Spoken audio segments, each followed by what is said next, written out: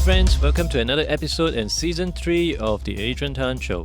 This is my podcast where I speak with folks that are having a great impact on what we call the future of work.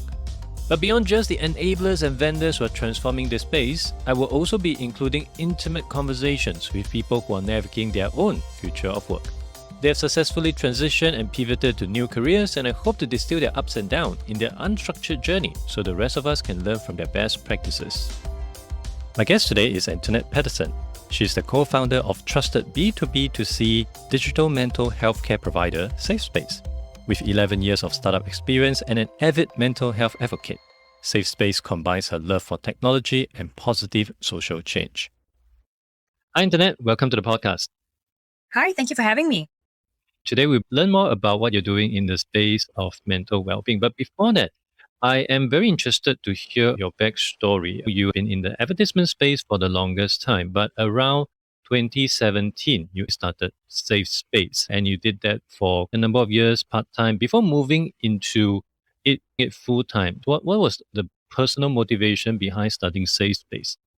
Sure. So SafeSpace started from a personal need, actually. Back then, when I was working in a previous life, I was in advertising, and I actually was the employee that went through burnout in the past.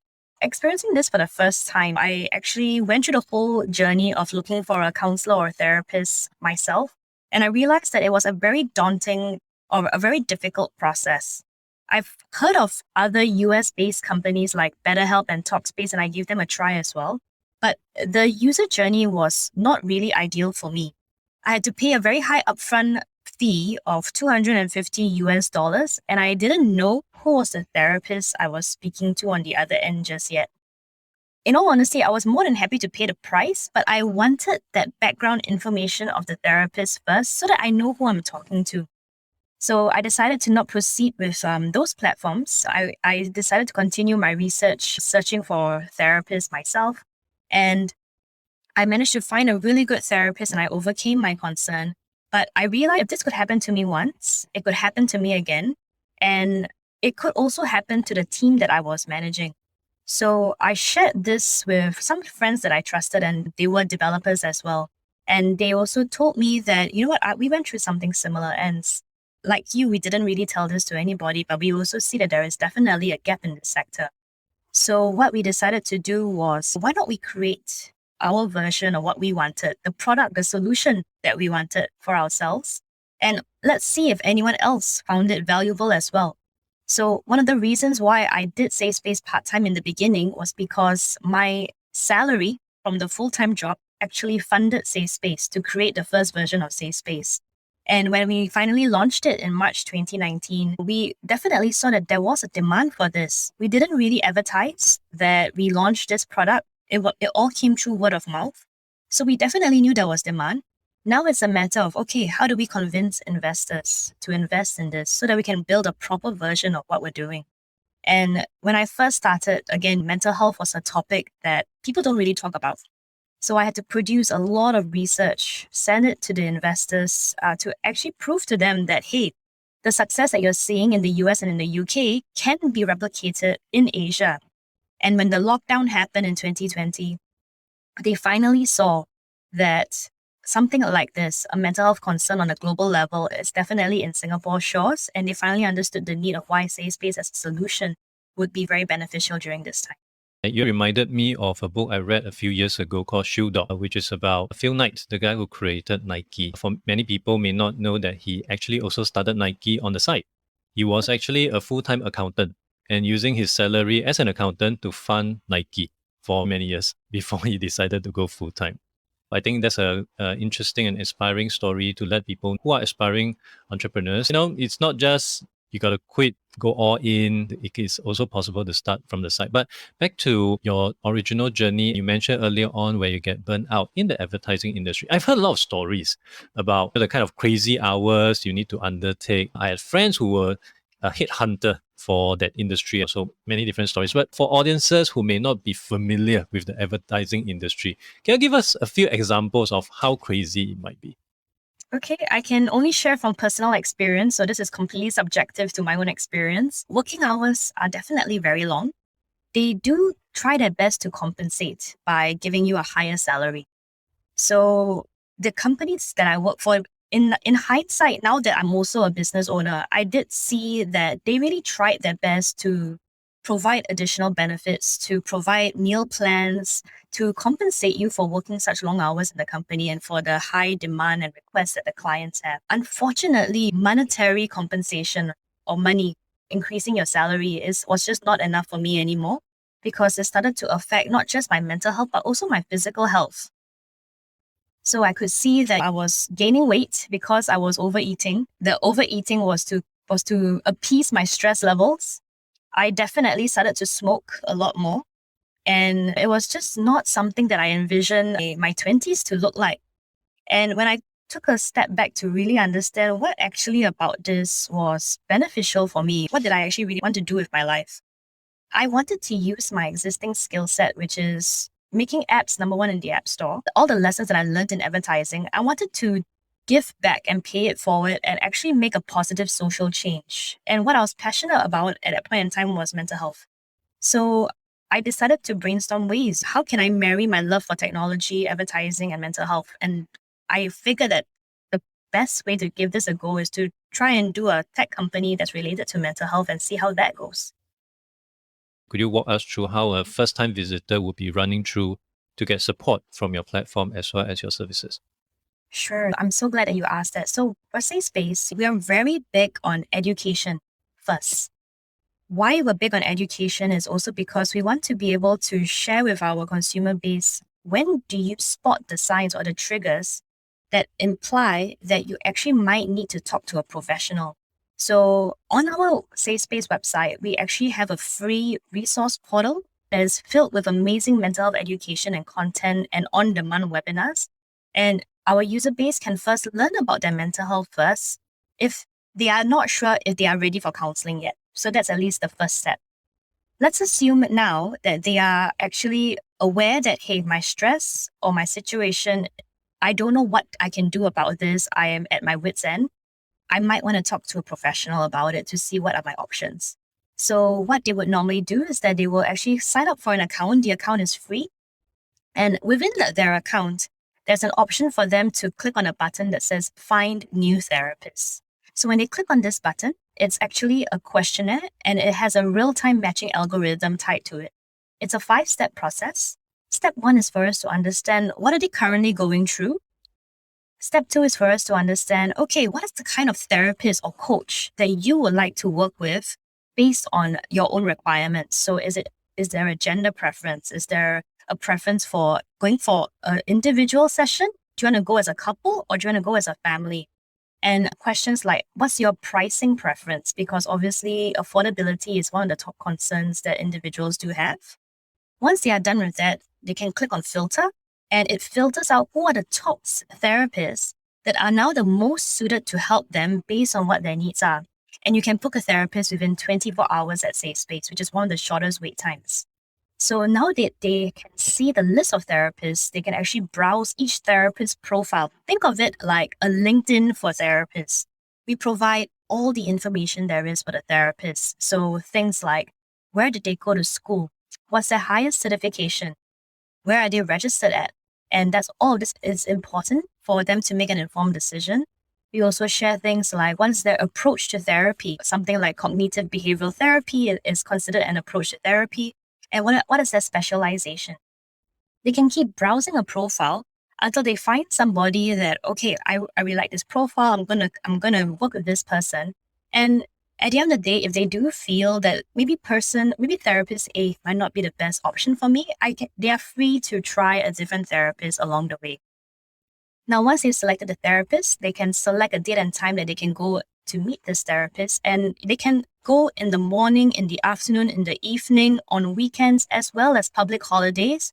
We do have support that's available for them, and we guarantee that they can find a therapist within 24 hours. And then once that's done, they will be able to go for the counseling session, whether it's via video call or face-to-face. The option is this. Having started Safe Space for close to 5 years, any changes in people's opinion or perception of seeking help professionally? Definitely. I think there's definitely a lot more openness in Asia now to talk about mental health and to come forward. So for Safe Space, we started off as B2C, so working with the general public. But where our primary focus is on right now is actually on B2B2C. So working with corporates, working with schools, working with insurers and hospitals. And we can even see from an employer's perspective, employees are a lot more vocal now in terms of the kind of benefits that they want. So HR managers would normally send out something like an employee pulse survey. And within this pulse survey, it helps to identify what's the mental health landscape of the company. And within this survey, employees are definitely sharing that, hey, I want a mental health benefit as part of my experience with your company. And we are definitely seeing this on the ground because that's one of the reasons for Safe Space we grew in 2021 by 35x, because we went from just having 2 corporate clients at the start of January 2021 to over 60 corporate clients. So the demand is definitely.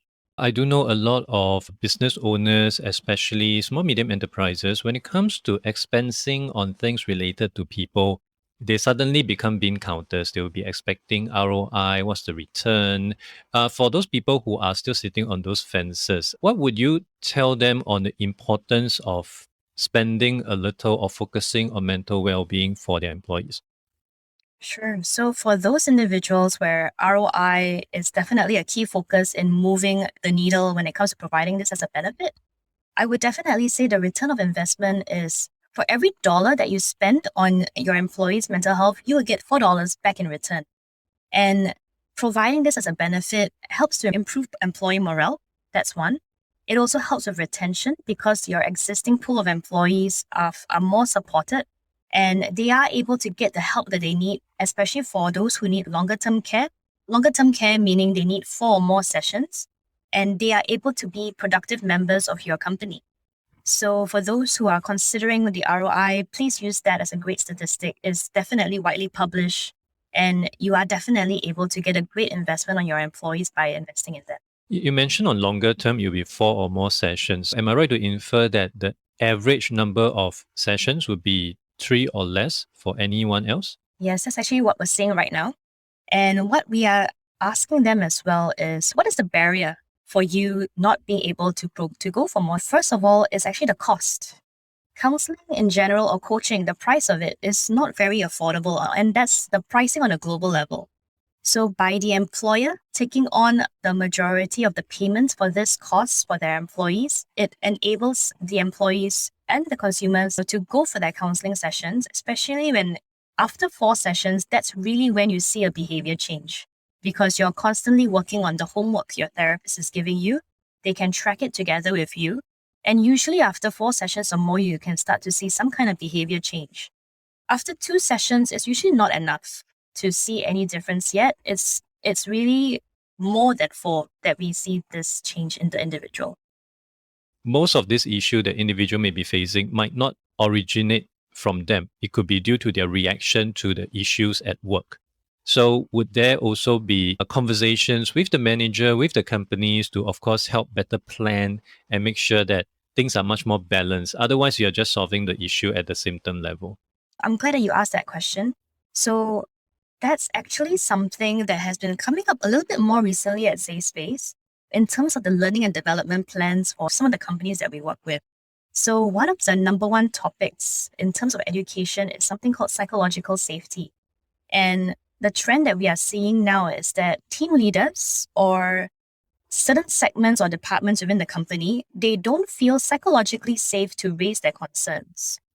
And that is definitely a barrier in terms of delegation, for example, in terms of communicating what your real needs are, because you're fearful of how your peers would look at you and you might feel like I'm not able to handle the task assigned to me and therefore I'm not contributing as much as the rest. So this has been a number one topic request when it comes to that concern. And it helps to break down how do we actually break down this barrier so that as a department, or rather as a team, you feel safe to share these concerns, and moving forward, how can we make that sustainable? And that's one of the webinar trainings that we do for the companies that we work with. Some companies do it as a 1-hour webinar where it's like a tea time, lunchtime session. Some do a proper half-day workshop where there's an exercise, there's deeper sharing, and there's a lot more benefits when it's done this way, especially now that we can do it in person because hybrid events are now available. we prefer to do it in this manner because it's a lot more impactful. I personally have considered seeking therapist help, but I'm not exactly sure if I should to begin with. I don't even know whether I am facing sufficient issue or reach the threshold where I should be seeking professional assistance.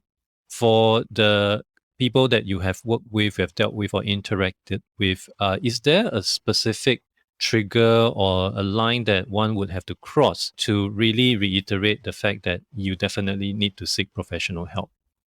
Everyone's triggers are actually very different.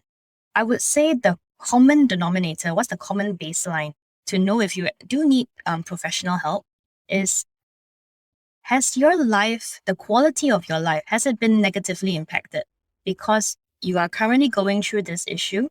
And another warning sign is if your friends and family have noticed and they talk to you about it. If you can say yes to any of these two, it's probably time for you to consider talking to a professional about it or finding some resources for you to get free access to talk to somebody about it. Because that is a clear warning sign that you have actually exhausted all the options and now it's time to get a third party to provide some options for you. Singapore has been doing a lot in trying to promote and to drive more awareness about mental wellness as well as ongoing conversation around this topic.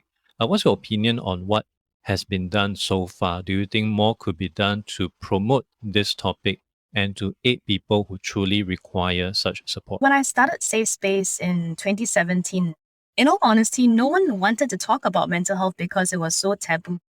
And now that we are fast forward into 2022, really glad to see the progress a country like Singapore has taken in Asia, because during the lockdown and on a government level, they regularly and actively spoke about the importance of psychological resilience.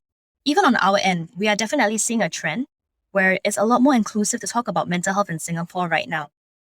We do a quarterly impact measurement analysis at Safe Space, and as of the last quarter, which is Q4 2021, we saw that more than 67% of respondents who are using Safe Space used it to cope with anxiety. 55% of them for stress, and about 51% of them when it came to work and performance related issues. So stress has actually overtaken relationship and domestic issues, and it rose to 55.8% compared to 50%. So there's a lot more openness now. I'm glad to see a lot more conversations and national campaigns in terms of MRT advertisements, bus advertisements, talking about mental health now. And I'm glad that we are actually seeing a lot more inclusivity in Singapore about this. At the preventive level, are there any advice or tips that you may have, or maybe something that you are personally practicing to try to make sure or try to contain the kind of mental health that you have? Because I'm very certain for many people, at least for myself, I tend to not see doctor as much as I can. I think it's a very Asian thing. You try not to see a doctor. So are there any preventive steps one can take to really ensure and sustain and optimize the mental health that one would have? Sure. So this is something that we actively talk about during our webinar trainings and even internally as a practice within our team at Safe Space. We all set multiple meetings for work. How often do we set a calendar invite or a meeting to look after our mental health by practicing your hobbies or going for self-care? So my question back to everyone who's listening is, when was the last time you actually enjoyed, if it's a matter of going to the gym, if it's a matter of walking in the park, going for a hike, when was the last time that you did that? So first would be, let's schedule in some time in your calendar to actually book time in for self-care, because that's very important because we have too many work meetings. We need some personal time as well.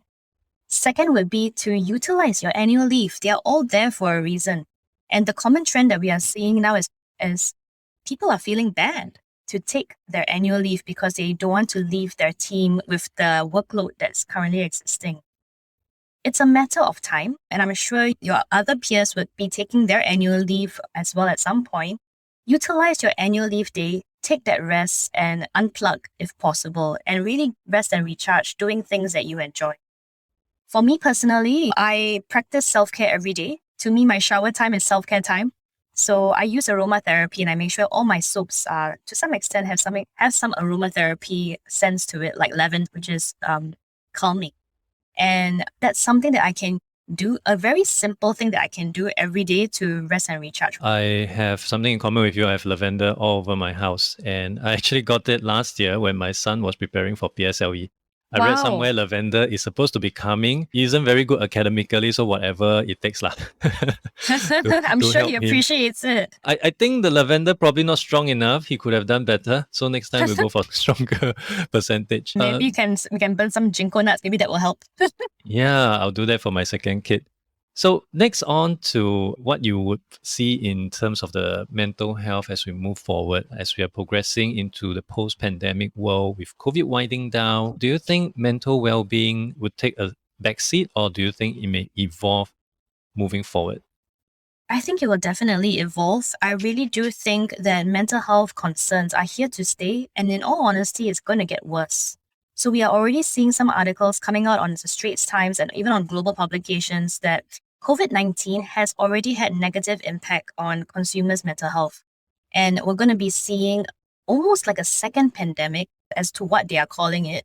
And it's going to be a global decline in mental health. On our side, we are already preparing for this as well by recruiting as many therapists that are of top quality on our platform to ensure that availability is always key for our consumer base. And we are doing a lot of education on our side, especially education that's free, so that we can improve the mental health literacy of Singapore and the countries that we are working in, so that one, they can spot the signs, they can identify their triggers, and they know when to seek help. Knowing when to seek help is one of the best preventative ways that you can look after yourself, because you can prevent it from becoming worse, where it becomes proper full-blown depression, and unfortunately, sometimes even worse than that, you are already having suicidal thoughts. So that is really our key. For us, we want to just ensure that everyone has fast access to quality mental health care. And we're really happy to see that our consumer base has given us a 94.3% net promoter score, meaning that they would recommend us to their friends and family if they are struggling as well. Thank you so much. And with that, I would like you to share with the audience if they are keen to learn more about Safe Space, or if they have some questions that they want to ask you personally, where can they go to? Sure. So everyone, if you're looking to learn more about mental health, I encourage you to please reach out to my team. They are more than happy to answer any of your. Those of you who are, consumers, the general public, you can email us at contact@safespace.sg or log in for a free account. And you can type in the chat and someone will reply you in 5 minutes. For those of you who are employers and you're looking to roll out a mental health benefit for your company and you're looking for something customized towards your budget, please reach out to me. And you can still email the same email address, contact@safespace.sg, and someone will route it to our sales team. This and all will be added into the show notes. Antoinette, thank you so much for making time today. I'll be the first to sign up for another account right after this conversation. And I wish you all the best in the rest of your journey with Safe Space. Thank you so much, and thank you for your time as well. Thank you for listening to the podcast. You can refer to the show notes for links to more information about our guests and their businesses. If you enjoyed this podcast, it would be helpful to give a review on iTunes or follow me on Spotify. If you're using Overcast, please hit the star button under the episode.